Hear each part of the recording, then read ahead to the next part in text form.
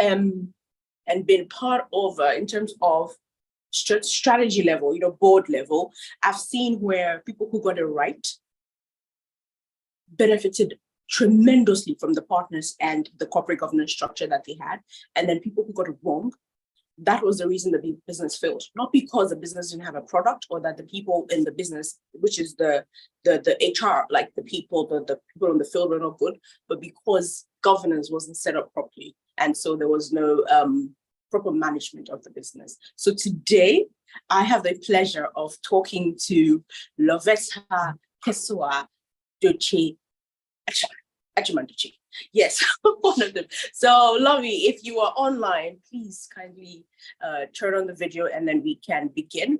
Whilst we are waiting for her to join, I would like to remind you that you are on PBI today, the People Building Institute, and we are still on our What is Wrong series. We've gone through business setup, business innovation and setup, business idea creation with Ecomensa, and then we now went into operations management with Ed Cyprian.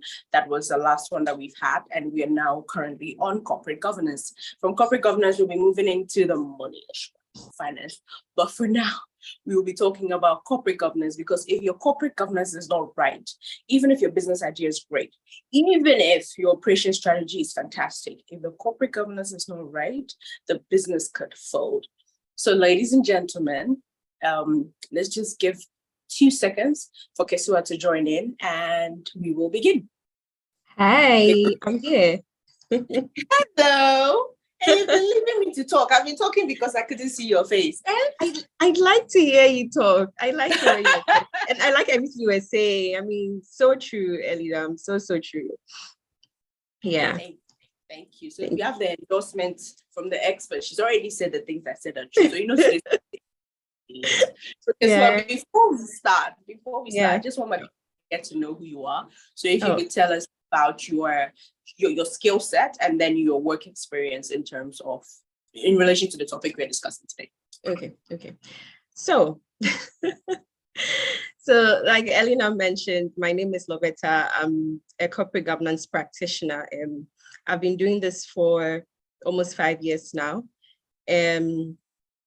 It's my passion. I love to do it. Like she said, that if a business would go well, then it's because the governance structure is right. But if it falls, then it means that something was wrong there. So I absolutely love doing this. I'm a company secretary for a number of boards.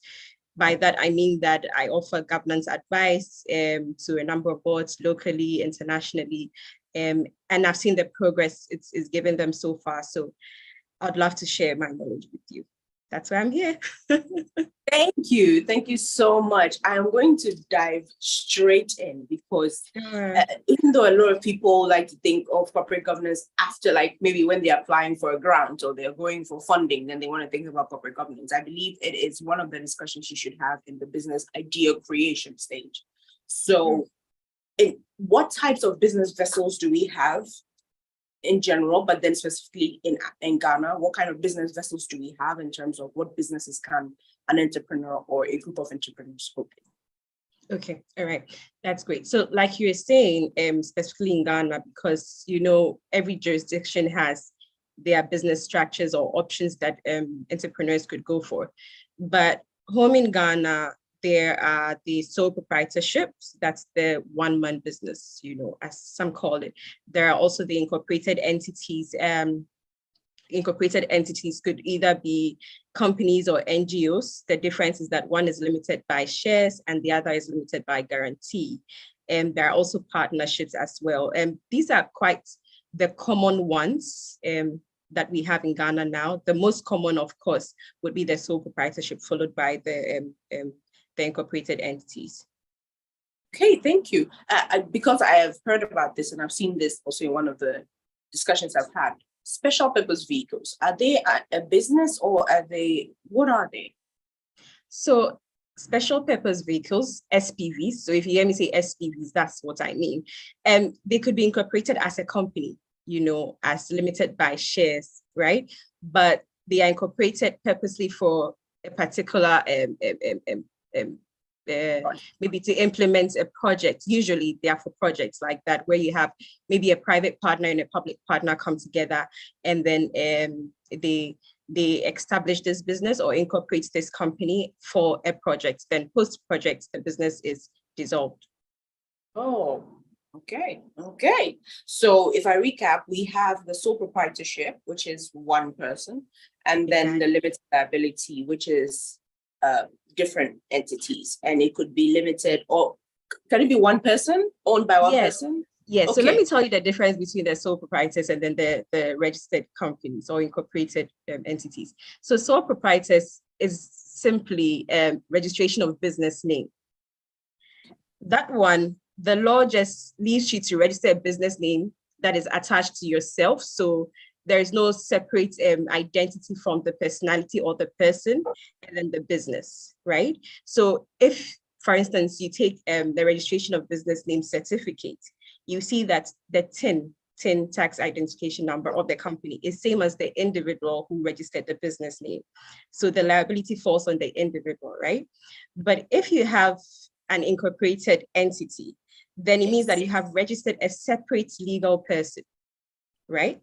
So what I mean by that is that the company is now an individual on its own, and you're an individual on its own. So the company is now liable for its debts. It has its own assets. It's a person, except that it's not human. So that's the difference. You get it, right? Interesting. So with the sole proprietorship, can it have more than one proprietor? No. So that's why it's called sole. And it's linked to the TIN. So the TIN is actually like the identification number of the sole proprietorship, the business. So it has the TIN of the individual. So you can't have two people having one business name or linked or anything of the sort. Okay, so please, it's clear now. I'm going to ask all the questions you guys want to ask. I'm not going to talk as if I know anything. I'm going to ask all the questions. So sole proprietorship, one individual, you are the business. So basically, I'm going to ask her to go into it further, but you're responsible. You are responsible. Okay. And then limited liability, the business is its own person and it can have one or more people. Now, I want to go into the responsibilities of the owner of a sole proprietorship. What are the benefits of a sole proprietorship and what are the risks of the sole proprietorship? Okay. So the first thing about sole proprietorship, I see that it's actually very common here in Ghana. And I think it's because very easy to register. The law is not quite stringent on them. And so they think that it's easy to have our way of a sort. Well, yeah, to some extent. But if you're really looking at going beyond a one-man business and you're looking at really having a bigger organization, then a time would come you'd have to move from sole proprietorship to a registered entity or company. Because of the liability being tied to the person, the human person who founded the company, a lot of grants are not given to such organizations. They'd rather that you have an incorporated company where they believe that the company is treated differently. So the law really doesn't put so much of a responsibility on a sole proprietor. I think with the Companies Act or the Business Names Act, you have to just renew your business name annually. I think you also have some tax obligations that you also have to fulfill. But this is just really the legal obligation for a sole proprietor. That's it. Now, with a company, you are expected to, yes, annual returns, file annual returns. You need to have your audited financials annually. If you are in a quite regulated environment, you have to renew your licenses or you have to follow the, yes, you have to follow the requirements of that industry as well. For instance, even before you incorporate, you have to have your board in place. With sole proprietorship, you're not forced, if I should use that word, to have your board in place. But with a company, you need to have your board in place. You can't have less than two. So it has to be two people aside the share. Well, the shareholders could be directors. We'll come to that. Let me not go ahead of myself. So yeah, so you have to have that in place because you'd be required to provide information on them during incorporation. So 2 directors, one must ordinarily be residents in Ghana. You can't have both directors out of Ghana. Yes, so I've talked about the annual returns. You also have to have board meetings at least twice a year. You're expected to have your annual general meeting. So there is all of that. And this is just the Companies Act, which is more like foundational. But there could be other acts that apply depending on what your nature of business is. Thank you, ladies and gentlemen. You're getting it's. See, this is advice that you have to pay consultants for, but PBI is bringing it to you for free. Well, you have to use your data, but it's for free. You understand? So make sure that you're writing down and you're taking your notes, because this is going to continue for the next 3 weeks. And I want you to be equipped to ask the right questions. Okay. So if you're a business owner, a potential business owner, or you're a business manager, I hope you're listening to this, because this affects all chains in the business. Now, I want to go to the duties of the owners, the shareholders in a company. What are they supposed to do when they decide to come together? So, for instance, this is a business that has dual shareholders. I want to use two to keep it simple. So they have two shareholders. What is the responsibilities of these shareholders to the business and then to themselves? Okay. Now, the funny thing about placing responsibility is that majority of it is placed on the directors of the company rather than the shareholders. However, the responsibility of the shareholders is that they appoint the right directors, right? So you see how it goes, that the directors are in charge of running the business, oversight. But then the shareholders appoint who the directors would be. That's the major thing. And then they are expected to meet annually, the annual general meetings for the shareholders, to discuss matters and the progress or activities of the business within the previous year. That's mainly it. But mostly it is on the directors. Yes. Okay. So that's, yeah. Okay. So we are starting from the top. You get it. The shareholders incorporate the business, then they appoint directors. And basically they give directors instructions on what they want to achieve. And that is why they have to meet every year in the annual general meeting to review whether the directors have been able to achieve. It's not, you don't have to meet compulsory only every year, but you must meet minimum once a year. Okay, you can decide to meet 5 times if you have time. But minimum once a year, you have to have an 100. Okay, so that's the shareholders. They've done their bit. They registered, they came together, had their idea, registered the business, appointed directors. What is the responsibility of the directors? That is a lot. So the basics. So the law will tell you that the directors have fiduciary duty, right? And basically it means that the directors have the responsibility to make sure that the business is running, it's making profits, and it's not building on liabilities, right? So while you are taking care of the company, you're expected to meet. And so the law would say that you have to have 2 meetings. The law would also say that, 2 meetings in a year minimum. The law will also tell you that if any decision is wrongly taken, then the responsibility is placed on the directors. So I think the law is really particular about that wherever decisions are wrongly taken, it is placed on the directors. They are responsible or they are liable for the decisions that is taken, but not the shareholders. You get it? Yes. Okay, so we've gotten to the director level. So remember that with the sole proprietor, there's one individual that registers a business name and is responsible for the business. Lovetta mentioned that your TIN, which is your tax identification number, is attached to the business.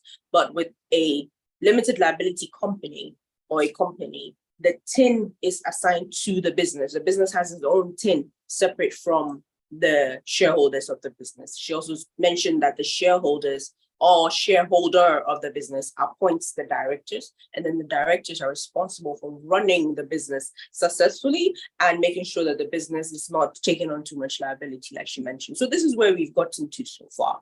If you just joined, this is the best recap I can give you. You can try and watch the whole thing on YouTube when we upload it, but for now, this is where we are. So now I wanted to set this basis for everybody to understand, so that when we are talking about the what is wrong, they can pull from this to see, to be able to understand the conversation and follow the conversation. So now, Lovetta, in the first episode of the What is Wrong, I leave it to the panelist or the expert to tell us in terms of what they've seen in Ghana.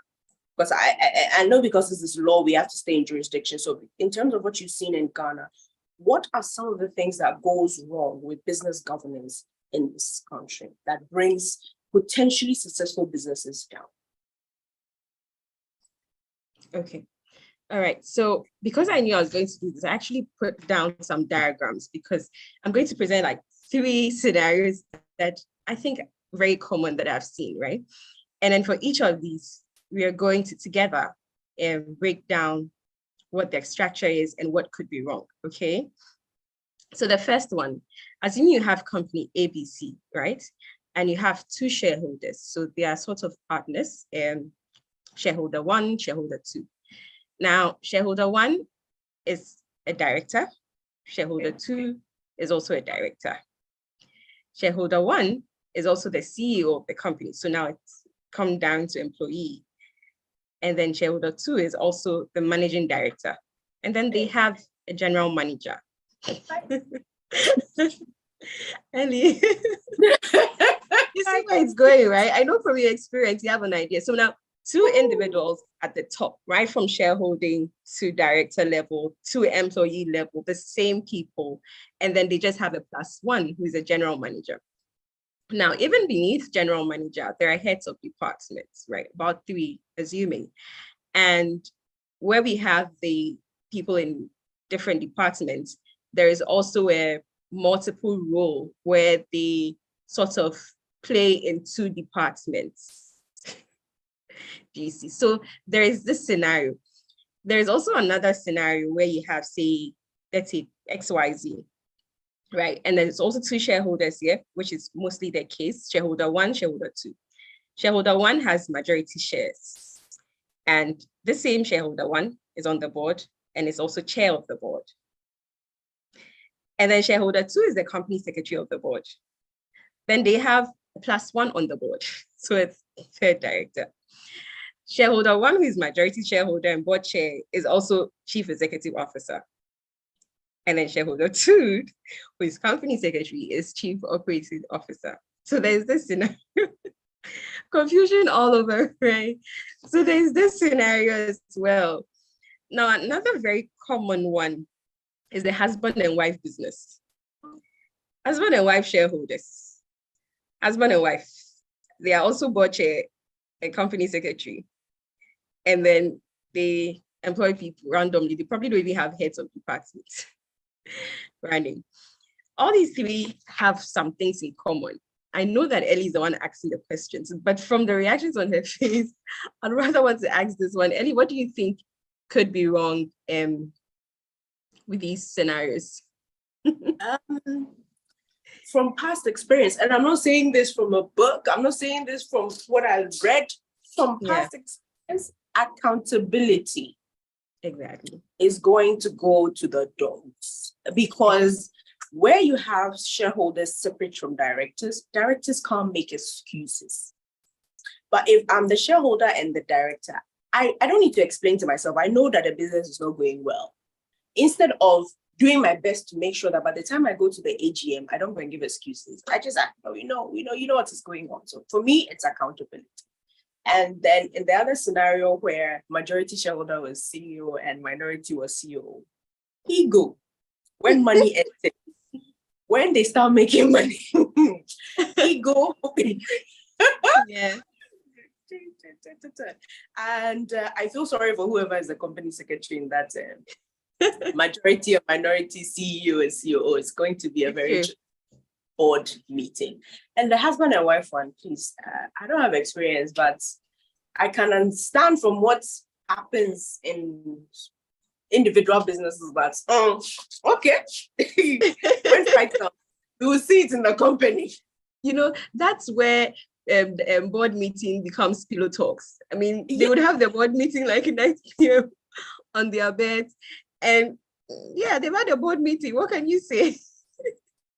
So yes, do something and you're like, but who is giving this instruction? Excuse me. Yeah, yes. which actually happens. XYZ, my holder, usually happens when we say that partnerships do not really, if they don't have the right structure in place, they do not usually make it past a certain level, right? Now, mainly has to do with accountability, as she said.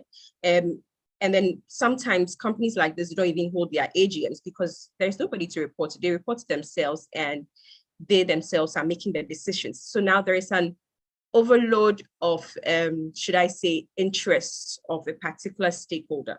What corporate governance does is that it gives every stakeholder of a company organization an equal share or an equal sort of equal attention, right? And by stakeholders, I mean shareholders, I mean management staff, the board, I mean regulators, even the environment within which you operate, your consumers, your suppliers, your agents, everybody's a stakeholder. If you have too much authority in one person, the person would take care of his interests first, even if he takes care of other people's interests. When that happens, assuming your shareholders usually are in for the, well, I don't want to put it like that, but because it's an investment for them, usually it's financial returns first.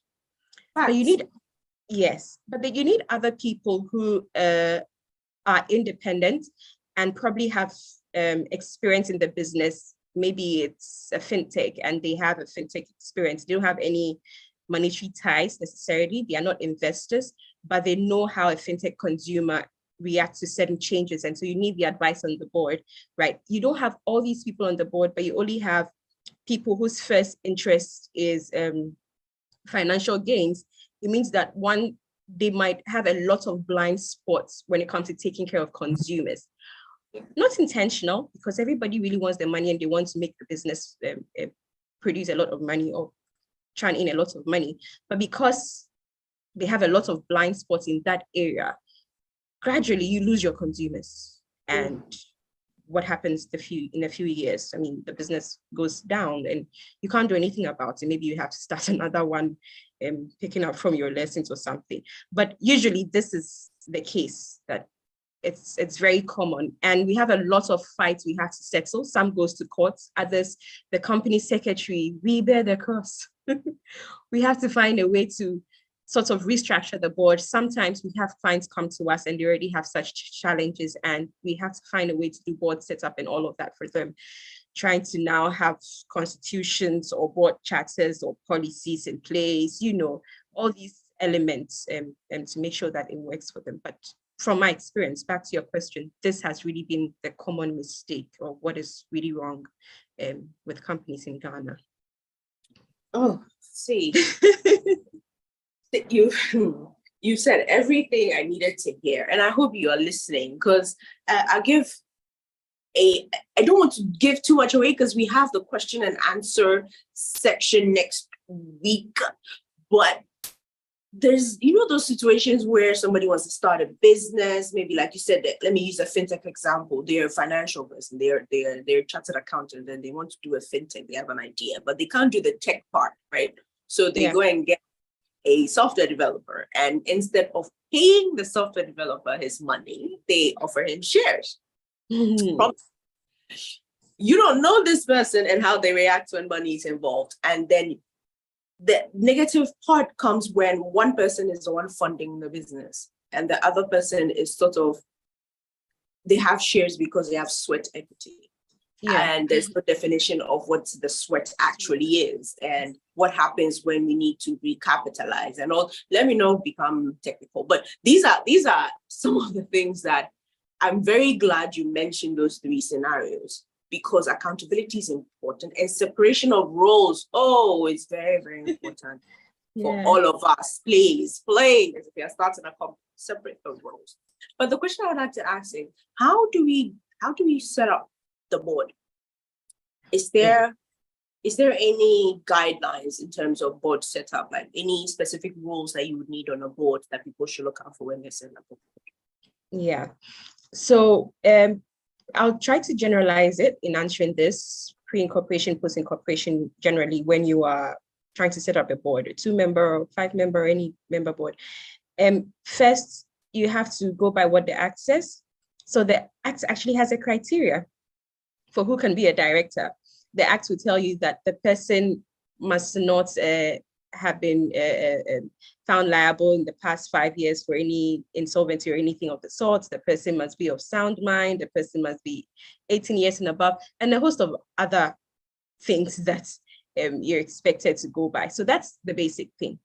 Aside that, we have other governance codes. For instance, Ghana just launched its corporate governance code December last year, and it will sort of advise you the kind of people you should have on your board. You should look at independent directors, executive directors, non-executive directors. I don't know if I'm allowed to explain that now. Please do. Please Okay. do. So now your executive directors would typically be your chief executive, they are part of the day-to-day activities of the company. So probably the senior most person in the organization or the company is your executive director. There could be one or more, but usually like that. Now there is also the non-independent, non-executive director. The non-executive director could be independent or non-independent. Non-executive basically means they are not part of the day-to-day activities of the business. Independent, we have different ways that codes define them, but all in all, it means that they should not have any relation whatsoever to do with the company or the founders, the shareholders of the company, the directors of the company, no pre-existing relationship, whatsoever the relationship could be a corporate relationship or whatever. There shouldn't be that. And there's also the non-independent and non-execs. Those are probably related to, they are probably nomination directors, maybe a shareholder nominated to have that director sit on the board. And so there's a pre-existing relationship or there's some sort of outside relationship with a shareholder, and then they're on the board. So these typically make up the board. And then of course, there's a company secretary or your governance advisor. Usually that's what the role we play as well. What was your question again, Ellie? You've answered the question. What type of roles and persons are required on the board? Yes, so basically, yes. And then all of these people that you pick, it's very important that they know about the kind of business. I think that's what I was trying to get to, that you're trying to do. That's very important. They have the technical know-how or the different aspects of the business based on past experience, if back to fintech, financial person, tech person, somebody HR, if your business is HR focused, lawyer, if your company has a lot of legal matters you'd want to address. So all of these people, but you just pick and choose what really your company needs, the kind of foresights your company needs, and then you get these individuals. They have the expertise and they also fulfill the requirements of the Act and then the governance codes. Okay. When you look at typical boards from where you sit, what are the roles that people technically forget to include on boards? I think that the independence, which is very important, sadly, the independence, this is probably the first time this is dawning at me this much. Wow, the independence. Yes, go you. The independent directors, because for instance, for boards that have been in existence for a very long time, the SEC governance code, for instance, will tell you that after 9 years, or even the Kin 4, which is also an international governance code, will tell you that after 9 years, these people lose their independence, right? And you have people who have been on boards for 14 years, 10 years and more.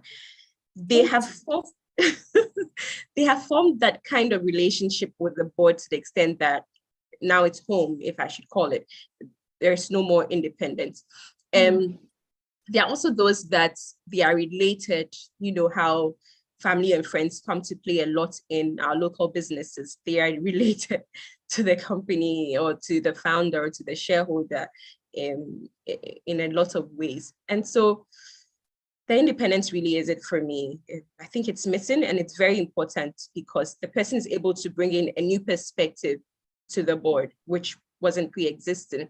And the person is also able to see things from another point of view, an independent point of view. So it's very, very important, yet we are missing out on that. Why do people use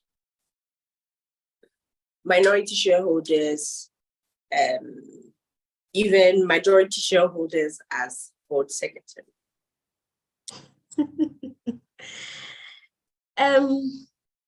Because they think that it's an easy to do job, or they don't quite see the value, if I should say. Now, that's one thing. Also, the other thing is that prior to the enactment of Act 992, which is the New Companies Act, just enacted in 2019, the secretary role generally, I mean, there's this misconception it's about you're just writing and taking notes. It's seen as a very casual task, you know. But now the company secretary actually defines who could be a company secretary. I mean, the Companies Act defines who can be a company secretary. The person must either be an accountant, the person must either be a lawyer, the person must either be qualified by the international body ICSA. So the person must be a governance professional or understands the governance profession. In that, the company secretary now has to understand. The thing about company secretaries is that you have to understand tax, you have to understand audit, you have to understand accounting, you have to understand everything, not just shallow knowledge, but everything, because if not, you would not be able to provide proper governance advice, right? So all of these things are needed, but people are yet to know that or understand that or appreciate that. It's one of them. It's one of them, but they don't see that yet. I mean, I'm sure we'll get there. For now, they just feel that come and take minutes. So rather than pay somebody to do so or appoint somebody to do so, they would let a shareholder do it. Before now, people were actually bringing in family members. You know, they'll just write the person's name there when they're incorporating that this is the secretary. You know, after all, she can sit during our meetings and take notes. But now they are trying to push in their shareholders if the shareholder has any of these professions I've mentioned. If you don't have anybody who has that, then I'm sorry, you'd have to come and hire me. Good question. Why is it that people don't know where to get company secretaries? Because traditionally, for those who know, they lean towards legal firms, you know, to get company secretaries. But even not all lawyers can be company secretaries. So why are we not abreast with the different types of firms that offer company secretarial services? If they have a sort of database, where can we find this database? Ellie, I think the very common database would be LinkedIn, if I should call it database. I mean, if you're a business owner, let me tell you this now, drum roll, if you're a business owner and you're not maximizing your LinkedIn, you're missing out on a lot of things. You can actually just go to your search bar on LinkedIn and type company secretary in Ghana. You will find company secretaries. There are firms offering that service, there are individuals offering that service, and there are a lot. Google may help you, but because of how wide the search range is, it'll be difficult to find somebody easily. But on LinkedIn, just hashtag company secretary in Ghana or hashtag company secretary or just company secretary in Ghana, a lot of them will show up, and then you can easily contact them on LinkedIn and send a message, or if the person has his or her email app, you can reach out to them. So there are lots, they are quite there. You just have to find them mainly through LinkedIn. Okay. So I'm going to jump right back into what entrepreneurs want to see. We've given you all the gist in terms of the setup of the business, the setup of the board, what the board is supposed to do, who you're supposed to have on the board, what your company secretary is supposed to do. Come on. Before I go into solutions, which is the third week, let me go back into what is wrong and ask some more questions. So for instance, I know I have done it in the past where I've set up a business. I'm 100% shareholder. I am board chairman. I am managing director. I don't have a CEO. I have not even employed one employee yet, but it's a business. It's incorporated. Owner of everything and the runner of everything. Yeah. When you're trying to transition from this, so let's say you've done this, it might be a service for in my case, it was a services business. I was offering consulting services. I didn't need anybody else. Everything was outsourced. So obviously, yes. But like you said, there was no accountability, right? So if you're not hitting targets and goals, nobody's come to shout at me. It's my own business. I quickly realized that I needed somebody to shout at me, so I changed it.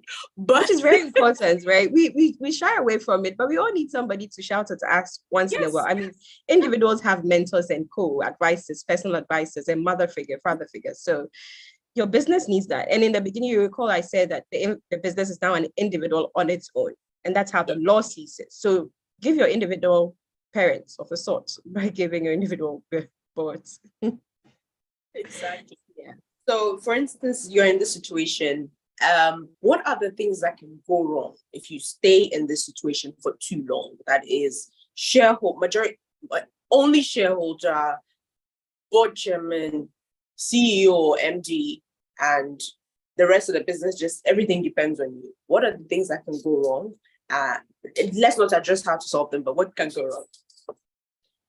I'll jump straight at this. I don't know if your business is still in existence or you've gotten a proper board now. Proper now, yes. Okay, great, Ellie. Because most likely it would have gone down the drain. If there is no accountability and your figures are not right or you're not hitting targets, and this goes on consistently, I mean, you don't need rocket science to tell you that, hey, your business is coming to an end, you don't have people to advise you. And also back to the company secretary question, your company secretary is the eyes, the ears, the nose, basically the senses of the board. And if you're a business owner, you have to know that you are in a relationship with regulators, and it's your company secretary who will tell you what the moves of your regulators are, what move they are making next, or what you should expect, or what's new. If you do not have all these in place and you have a business and you have regulators and things are going on, it means that everything else is leaving you behind. You yourself, you're not meeting your target. There is no accountability. There is no transparency. You're not taking the consents of other stakeholders into play in decision making. The decision making process is flawed.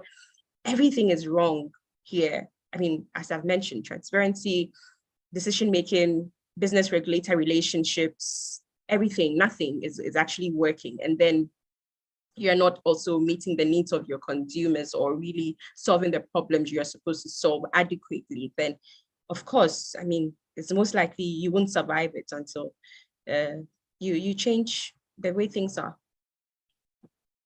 You heard it here. She did not miss any words. Nothing she said that was wrong.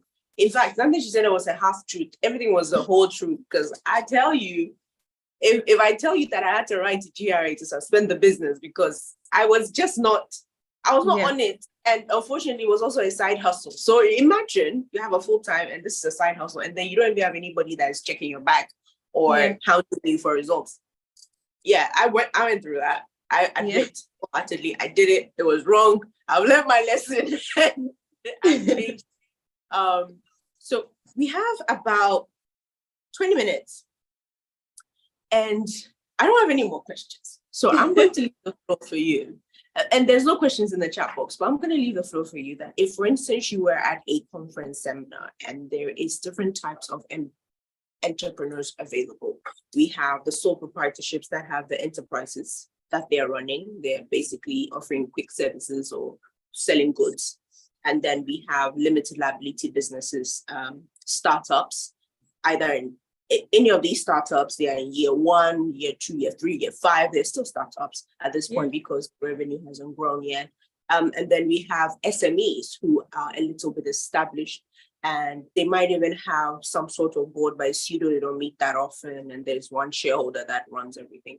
If you have this mix of people in the group, and let's just even say you have people who are doing it right, they have a board, they have advisory board, they have the main board, they have board committees, and they have all these other things. What would be your advice to this room? You were there as a company secretary and governance expert, and you were there to give advice to all these people on how to on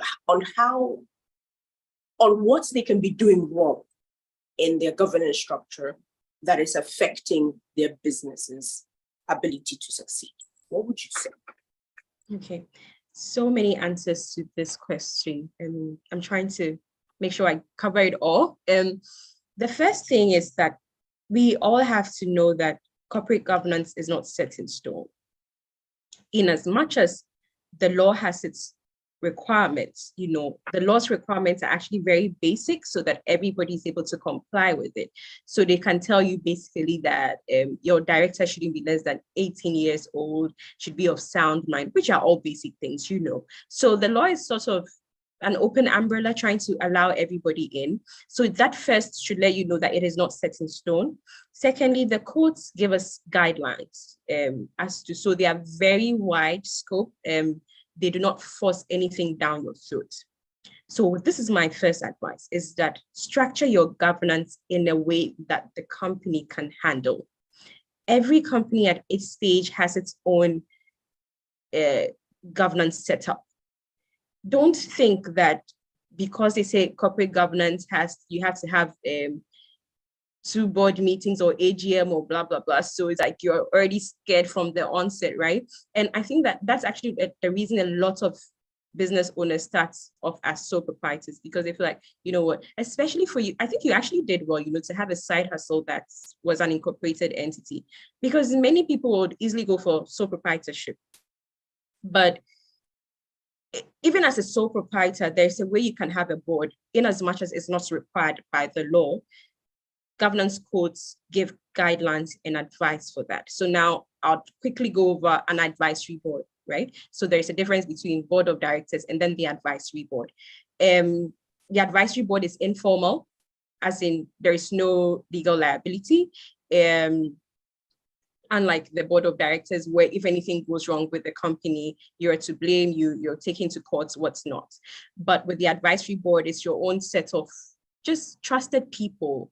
But in order to make it more formal, you can say that, oh, Mr. A, Miss B, Miss C, can we have a meeting to discuss my business? Then you appoint a company secretary. Now, the importance of corporate governance really is to practice and implement it. It's not having just the structure sitting down, names. Yes, I have board of directors, but there is no meeting. They don't know what's going on with the business. You just needed names to fill in your form when you're incorporating, right? That's not what I'm talking about. That's absolutely not what I'm talking about. But simplify the structure such that you can practice corporate governance, because mind you, you're building a culture here and you're not rushing it. So if you're a sole proprietor, you can start with an advisory board. Informal, just that's to mean that there is no legal liability attached to it. So it's informal, but there are consistent meetings. You have a company secretary, and there are people who actually offer such services to sole proprietors at a very low or sometimes no cost, just because they are passionate about what they do. So they will assist you through and through. When it gets to a point where you want to change over to become incorporated, because you feel that now you have trusted people to sit on the board, you can do so. There is a process, legal process. You go through, now you become incorporated. You already have your sort of pre-board even before you went into incorporation. So you put them down and you have already been, that's a good thing when you start early and you start well, you've already been practicing this, right? So when you see board meetings, like, oh, I do this 4 times, sorry, the law is even too low for me, right? So you know that you do all your filings, and now you have a company secretary who's a professional and knows what to do. This is the kind of business you see 20 years later, and you travel maybe to the UK and they are mentioning this business, and it's back home from Ghana, right? But because they started right, they have the right culture. They've set the right tone at the top. So management is doing well. Now, when you pass the advisory, you have your board in place. The law will say that you have 2 to 5, well, minimum of 2. You can limit it at 5 or you can go, but they advise that you don't go beyond 7, so you don't want too many people and too many voices. So you go through all the stages, you get to a point where your company is large enough to even have sub-board committees, right? So there's also that. And the sub-board committees focus on the different aspects of the company. So there's audit and risk. There is, audit, risk, finance together sometimes, or compliance is together. There is the HR committee. Mainly these are the committees, and depending on what you do, you can have all the subcommittees that attend to all these needs of the company and report to the board. So the committees is made up of the board member and then management as well. You get to a point where beyond your board charter, because you'll be going for funding in the near future, you're looking at having certain policies like gender and diversity policy. You're looking at having a succession plan, which is very important because you need to start grooming who will take over certain roles at that point. When your independent director gets to a point where the person's no longer independent, you quickly shift them to non-independent, non-executives. And the growth is actually so beautiful when you present this to somebody or to apply for a grant. I don't know why they won't go for you, because they have seen the stages you have been through and they appreciate it. And that's what a lot of people miss out on, because they feel that when I'm going for a grant this year, let me quickly put something in place. Come, let's sit on the board.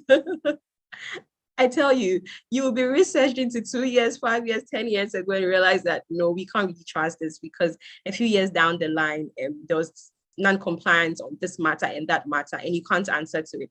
Meanwhile, because you probably didn't know, and you probably didn't have your company secretary who is your census of the board. So there's all of that, but I hope I've answered your question. I hope I've advised my wide range of companies and businesses.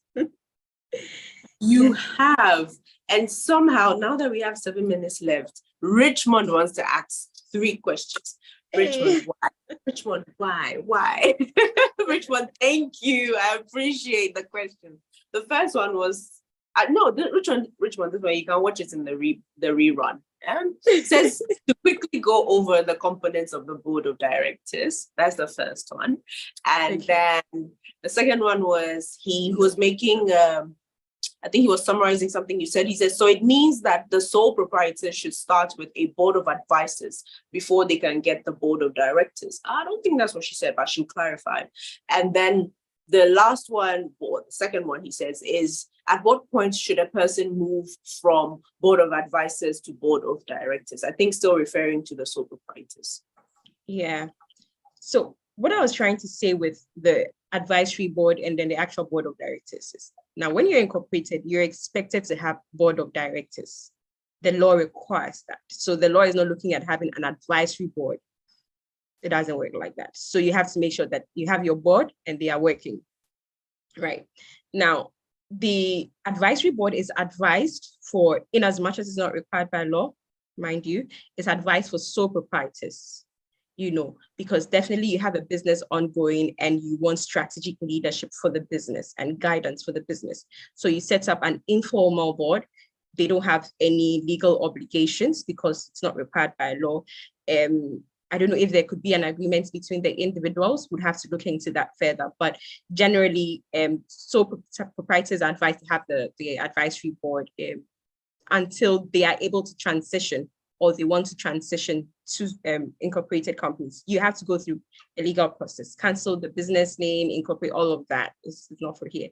And then if you want to have the same individuals move on, you file them as your directors, and then you have your actual directors also, and you continue your meetings as required. This time it is required, but prior to this, it wasn't required. I hope it's clearer.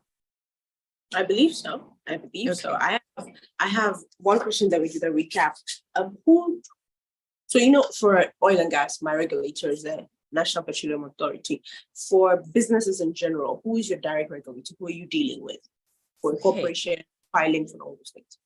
So good, great. So what we used to call the Registrar General's Department, RGD, is now the Office of the Registrar of Companies. Okay. Right. So now our new regulator for all businesses incorporated in Ghana is the Office of the Registrar of Companies. Now they have to just do with your businesses and nothing. So where you have any amendments, like I said, back to company secretary, you need company secretary to guide you on this, whether it's been a change of director, where increasing stated capital, share structure changes, all the changes, even when you change your location, you're no longer working from East Legon, your office is now in Adringano. Everything has to be filed with the RGD, your annual returns, all of that. So, now ORC, Office of the Registrar of Companies.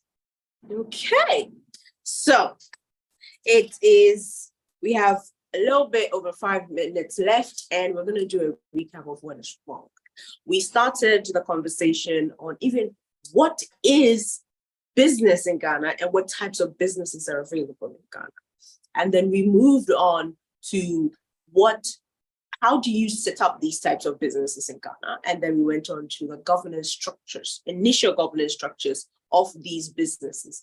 We've come to understand that we have the sole proprietorships that enable one individual to set up a business name, and the business is tied to the person of this business. We've come to understand that this person is not required to have a board of directors, but if they want, they can have an advisory board if they want that, second eye, somebody to overlook what they do. We've also come to understand that when it comes to limited liability businesses, the business is not you, it's another thing altogether by itself, and it needs guidance and direction.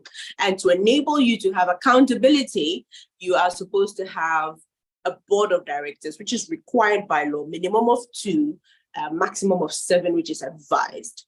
And then when you have these things in place, you must have somebody who understands what business management in terms of the register or the law, the act is, and that most likely is your company secretary, and you need to have that person in your business if you're a limited liability business, and you need to take advice from that person so that they can help you to ensure that your business is in the right order. We've gone through the different types of scenarios where businesses have got it wrong, where we have shareholder, director, executive directors, general management, all in a person or 2 people, where we've had husband and wife sort of businesses, where she gave another example of majority minority shareholder, where we have CEO, COO, but they are all shareholders and board members and executive directors.